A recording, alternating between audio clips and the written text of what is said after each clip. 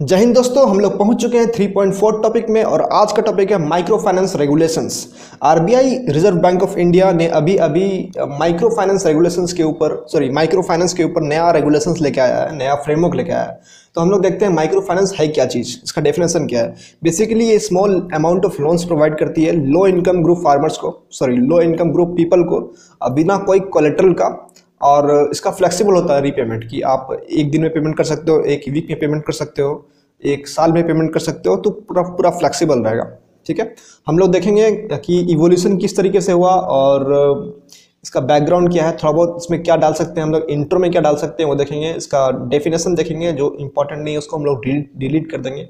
और यहाँ पर पहले क्या फ्रेमवर्क था और अभी क्या प्रमुख फ्रेमवर्क आया है वो देखेंगे और फिर देखेंगे चैलेंजेस क्या है। ठीक है, नीड क्या है, इस नया फ्रेमवर्क लाने का जरूरत क्या था। ठीक है, बहुत ही छोटा टॉपिक है, जल्दी से खत्म करते हैं। जो इंपॉर्टेंट नहीं है उसको हम लोग एलिमिनेट करेंगे फटाफट। ठीक है, micro finance is delivered in India through, ये सारे बैंक्स है जो माइक्रो फाइनेंस प्रोवाइड करते हैं। याद करने की कोई जरूरत नहीं है, बहुत सारे इसमें, तो आप इसमें याद करने का बिल्कुल भी कोई जरूरत नहीं है। ठीक है, कोई पॉइंट नहीं बनता है। हम लोग एक डेफिनेशन याद कर चुके हैं ऑलरेडी, और एक अगर डेटा हम लोग याद कर लेंगे तो हो जाएगा। यहाँ पर देखिए लिखा हुआ है 102 मिलियन अकाउंट्स। ठीक है, अभी हम लोग का माइक्रो फाइनेंस के लिए है पुअर पॉपुलेशन का। ठीक है, currently it is serving around 102 million accounts. तो ये डेटा और ये definition is just more than sufficient for introduction. Toppers हमेशा बोलते रहते हैं कि इंट्रोडक्शन में 2-3 लाइन से ज़्यादा मत लिखना है। हम लोग तो ऑलरेडी बहुत सारा लिख दिए हैं, ये आप लिखिएगा तो आप बहुत लंबा चल जाएगा। ठीक है, हम लोग देखते हैं फटाफट इवोल्यूशन क्या होता है, टाइम वेस्ट नहीं करना है।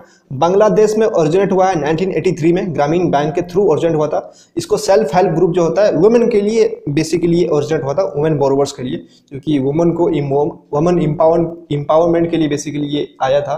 और सेल्फ हेल्प ग्रुप तो हम लोग जानते हैं क्या होता है। सेल्फ हेल्प ग्रुप और एनजीओ और प्रेशर ग्रुप्स, ये हमारा पॉलिटी नहीं है, GS2 का सिलेबस में है, तो हम लोग को ये पढ़ना जरूरी है। बेसिकली सेल्फ हेल्प ग्रुप आप समझ लीजिए कि एक तरह का ग्रुप ऑफ पीपल जो कोई पर्टिकुलर मकसद के लिए काम करना चाहते हैं। ठीक है, मान लीजिए जैसे कि एग्जांपल में सेवा, सेल्फ एम्प्लॉयड वुमेन एसोसिएशन, जो हम लोग सेल्फ हेल्प ग्रुप का जो हम लोग पढ़ रहे थे, या फिर आप वुमेन मूवमेंट का जब हम लोग टॉपिक पढ़ रहे थे, क्योंकि वुमेन मूवमेंट जो है हमारे सिलेबस में है, तो जब हम लोग इसका पढ़ रहे थे कि इसका इवोल्यूशन कैसे हुआ, तो सेल्फ हेल्प ग्रुप जो है वुमेन मूवमेंट का पहला पार्ट है। और इसका शुरुआत ही हुआ था सेवा से, सेल्फ एम्प्लॉयड वुमेन्स एसोसिएशन 1970 में इसका शुरुआत हुआ था। तो एक बहुत ही बेहतरीन एग्जांपल है सेल्फ हेल्प ग्रुप का। ठीक है, और ये बांग्लादेश में ओरिजिनेट हुआ है। उसके बाद ये क्या करता है ना, बेसिकली एक ग्रुप होता है लोगों का जो खुद का लिविंग कंडीशन को अच्छा करने के लिए आते हैं। तो इनको पहले एनजीओ लोग आते हैं, इनको हेल्प करते हैं, सिखाते हैं किस तरीके से आप ठीक कर सकते हैं, किस तरीके से आप समझ सकते हैं, सीख सकते हैं। उसके बाद किस तरीके से आप बिजनेस कर सकते हैं और अपना सेल्फ रिलायंट बन सकते हैं। ठीक है, तो ये कुछ खास नहीं है, बेसिकली बोला है कि ये एनजीओ लोग हेल्प करते हैं, ये वाला पॉइंट में कुछ खास नहीं है। यहाँ पर देखिए कुछ लिखा हुआ है कि पहले एनजीओ लोग उसको हेल्प करेंगे, सिखाएंगे, उसके बाद एक अच्छा मैच्योरिटी लेवल में चले जाते हैं सेल्फ हेल्प ग्रुप के लोग। उसके बाद उनको बैंक से लोन लेने के लिए वो मोटिवेट करते हैं और हेल्प करते हैं, ताकि जब सीख जाए तब वो बैंक का पैसा को अच्छे तरीके से इस्तेमाल करें और अपना सेल्फ रिलायंट बन सके। देखिए ये एक डेटा था हमने देखा था कि 102 मिलियन अकाउंट्स है माइक्रो फाइनेंस का, और ये एक डेटा है, और एक डेटा हम लोग लिख सकते हैं, 2 डेटा है यहाँ पर, एक ये डेटा एक ये डेटा। ठीक है, self help group bank linkage programme 1992 में शुरू हुआ था। ये basically world's largest micro finance movement है, तो बहुत ही अच्छा ये इंट्रो हो सकता है। इसके अकॉर्डिंग 100 लाख SHG अकाउंट हुआ था और 1 लाख करोड़ आउटस्टैंडिंग क्रेडिट है इसका। ठीक है, अगर ये याद रहता है तो ठीक है, बहुत बेहतरीन होगा, नहीं तो ये भी काम चल जाएगा आपका। और डेफिनेशन तो हमने ऊपर में देखा ही। ठीक है, ये डेफिनेशन, ठीक है, बहुत ही प्यारा सा डेफिनेशन है। ओके, सो यहाँ पर दिया हुआ एक क्राइसिस था आंध्र प्रदेश में, 57 लोग सुसाइड कर लिए थे सेल्फ हेल्प ग्रुप का। ये लोग लोन लिए थे और जो भी जिससे लोन लिए थे वो लोग उसको प्रेशर कर रहे थे और 57 लोग सुसाइड कर लिए थे। तो ये एक तरह का फेलियर है, इसको हम लोग इश्यूज में या चैलेंजेस में लिख सकते हैं।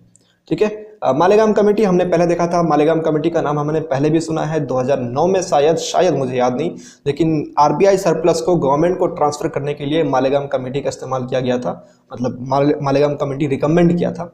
तो वहाँ पर हम लोग पिछले मंथ में ही देखे थे आरबीआई सरप्लस वाला टॉपिक में, और इस मंथ में भी हम लोग देख रहे हैं मालेगाम कमेटी दिया हुआ है। मालेगाम कमेटी ने रिकमेंड किया है माइक्रो फाइनेंस के लिए कुछ, तो उसी रिकमेंडेशन को इम्प्लीमेंट किया गया था 2011 में, और अभी फिर से उसी रिकमेंडेशन को अभी फिर से वो जो इम्प्लीमेंट किया गया था उसमें क्या चेंजेस लाना चाहिए अभी फिर से आरबीआई लेके आया है। ठीक है, यहाँ पर देखिए एनबीएफसी एमएफआई का डेफिनेशन दिया हुआ है, थोड़ी बहुत याद होनी चाहिए, अगर याद नहीं होता है तो कोई दिक्कत नहीं है। हम लोग इंट्रो में ये, अगर माइक्रो फाइनेंस के ऊपर कोई भी क्वेश्चन पूछा तो ये लिख सकते हैं या फिर ये लिख सकते हैं, जरूरी तो नहीं हमें यही लिखना पड़ेगा। ठीक है, तो इसको अवॉइड कर सकते हैं। ठीक है, अगर आपको याद रहता है तो ठीक है, बहुत ही बेसिक चीज़ें हैं। Non banking non deposit taking NBFC आपको मालूम होगा एनबीएफसी क्या होता है। एनबीएफसी एक फाइनेंशियल इंस्टीट्यूशन है जिसके पास जो बैंकिंग सर्विस प्रोवाइड करती है और उनके पास बैंकिंग लाइसेंस नहीं होता है, और भी बहुत सारे क्राइटेरिया है, लेकिन ये बेसिक डेफिनेशन आप यूज़ कर सकते हैं एनबीएफसी के लिए। ठीक है, एनबीएफसी के ऊपर आपको नोट्स बना लेना चाहिए, ये हॉट टॉपिक है। अभी अभी हमने देखा था यहाँ पर कि देखिए यहाँ पर दिया हुआ है कि 2 डिकेट्स में ये माइक्रो फाइनेंस सेक्टर बहुत ही बूम में चल रहा है, तो क्वेश्चन आने की प्रोबेबिलिटी ज़्यादा है। ठीक है, ये कुछ खास दिया हुआ नहीं है यहाँ पर, ये भी कुछ खास नहीं है, मतलब इतना डेटा हम लोग याद नहीं रख सकते भैया। उसके बाद देखिए पहला पुराना फ्रेमवर्क क्या है और नया फ्रेमवर्क क्या है, दोनों में डिफरेंस क्या है, अच्छा क्या है। तो देखिए है कि 1,25,000 रूरल एरियाज़ के लिए और 2 लाख अर्बन एरियाज़ के लिए अगर आपका इनकम है तभी आप माइक्रो फाइनेंस लोन ले सकते हैं, नहीं तो नहीं ले पाइएगा। ठीक है, और नया फ्रेमवर्क है उसके लिए सेम सब कुछ है। Indebtedness not exceed 1,25,000। देखिए यहाँ पर आपका है 1,25,000, यहाँ है 2 लाख, लेकिन आप लोन 1,25,000 से ज़्यादा नहीं ले सकते हैं। ठीक है, लेकिन इसमें एक चेंजेस लाया गया कि आपका ईएमआई जो है 50% ऑफ द इट्स इनकम से ज़्यादा नहीं होना चाहिए। ठीक है, तो ये एक चेंजेस है। कोलेटरल फ्री पहले भी था, कोलेटरल फ्री बाद में भी है। ठीक है, यहाँ पर देखिए इंपॉर्टेंट पॉइंट्स है। Loan amount limit to 1,25,000। ठीक है, इससे ज़्यादा लोन नहीं ले सकते थे। मिनिमम टेन्योर 24 मंथ, कम से कम 24 मंथ के लिए लेना पड़ेगा। No more than 2 NBFC MFI can lend to the same borrower. दो कंपनी से आप लोन ले सकते हैं। ठीक है, दो कंपनी से ले सकते हैं, लेकिन 2 कंपनी से ज़्यादा से नहीं ले सकते, सॉरी। ठीक है, minimum 50% of the loans for income generation activities. मान लीजिए कोई लोग घर के लिए ले लेते हैं, कोई लोग गाड़ी के लिए ले लेते हैं, बाइक के लिए ले लेते हैं। ठीक है, तो 50% आप उसके लिए ले सकते हैं, लेकिन 50% आपको इनकम जनरेशन एक्टिविटीज़ के लिए लेना पड़ेगा। तो ये सारे जो लिमिट्स है सबको हटा दिया है नया फ्रेमवर्क में। ठीक है, यहाँ पर देखिए वीकली, फोर्टनाइटली, मंथली इंस्टॉलमेंट्स आप कभी भी दे सकते थे। यहाँ पर एक बोर्ड रहेगा, बोर्ड का अप्रूवल में आप कभी भी दे सकते हैं। मतलब बेसिकली सेम है, लेकिन एक बोर्ड लेके आ गया है वैसा उसको टाइट करने के लिए, क्योंकि कुछ लोग लेते थे वापस कर देते थे। ठीक है, उसके बाद देखिए इंटरेस्ट रेट में कुछ एक सीरीज दिया है, बहुत ही कॉम्प्लेक्स सा चीज़ है, लेकिन अगर एक पॉइंट को लिखने के लिए आप अगर इतना बड़ा लिखिएगा तो उतना मज़ा नहीं आएगा। कि आपको एक पॉइंट लिखने के लिए कितना मार्क्स मिलेगा आपको, हो सकता है 0.5 मार्क्स मिले या 0.25 मार्क्स मिले। तो इतना बड़ा कम से कम इसको लिखने के लिए आपको 3-4 देना पड़ेगा, 3-4 लाइन देना पड़ेगा, और आपको 0.25 मार्क्स मिल रहा है, तो उतना बेनिफिशियल नहीं है। सिंपल आप लिख दीजिए कि इंटरेस्ट रेट का पहले सीलिंग था और अभी कोई सीलिंग हटा, सारा इंटरेस्ट रेट का सीलिंग हटा दिया गया है। ठीक है, बेसिकली बहुत ही सिंपल फंड है। देखिए उसके बाद देखिए कितना पॉइंट हो गया, 1 point, 2 point, 3, 4, 5, 6 point, 7 point, 8 point, 9 point. 9 point already हो गया हमारा पुराना फ्रेमवर्क और नया फ्रेमवर्क में। हमको और ज़्यादा चाहिए नहीं, इसमें 9 में से कम अगर 5-6 भी आपको याद हो गया तो बहुत ही सफिशिएंट है। तो मैंने आपको बार बार बोला है कि क्या नहीं पढ़ना है, हम लोग वो देखेंगे। इसमें बहुत ज़्यादा इंपॉर्टेंट है क्या नहीं पढ़ना है। टॉपर हमेशा बोलते हैं भाई अपना रिसोर्सेज को कम रखो, हमको बहुत कम करना है, हमको उतना ही पढ़ना है जितना हम रिविजन कर सकें, हमको एक्स्ट्रा नहीं पढ़ना है। ठीक है, दिमाग में सेट कर लीजिए इसको, वही पढ़ेंगे जो रिवाइज कर सकें, नहीं तो नहीं पढ़ेंगे। ठीक है, देखिए need for review of the regulatory framework.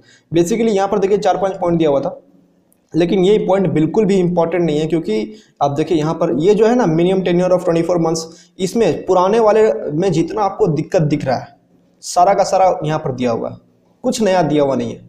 फालतू का जगह भरने के लिए लोग लिख देता है। Over indebtedness, creating a level playing field, increasing accessibility, operating dependency on informal sector. Basically इसी को एक्सपेंड किया गया है। ठीक है, इसी को एक्सपेंड किया गया। आपके पास हल्का सा कॉमन सेंस लगाइएगा, बिल्कुल इसको एक्सपेंड करके आप लिख सकते हैं कि इसमें नया पुराना फ्रेमवर्क में क्या गलत था, वो नीड हो जाएगा। ठीक है, ये पढ़ने का बिल्कुल भी ज़रूरत नहीं है।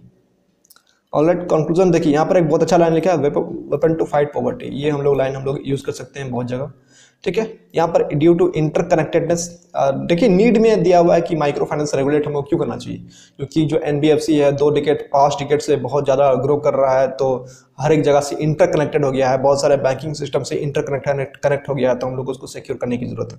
भाई ये तो कॉमन सेंस की चीज़ है ना, ये पढ़ने की जरूरत ही नहीं है, ठीक है। यहाँ पर देखिए 50% जो ऑलरेडी हम लोग वहाँ देखे थे, ये 50% हम लोग वहाँ करना चाहिए। तो बेसिक चीज़ें हैं जो ऑलरेडी हम लोग पढ़ चुके हैं, ठीक है। तो यहाँ हमारा ये टॉपिक खत्म हो गया। हम लोग मिलेंगे नेक्स्ट टॉपिक में, अर्बन ट्रांसफॉर्मेशन। ये टॉपिक में बेसिकली स्कीम्स के बारे में दिया हुआ है। तो मिलेंगे आपसे नेक्स्ट टॉपिक में। Thank you for listening.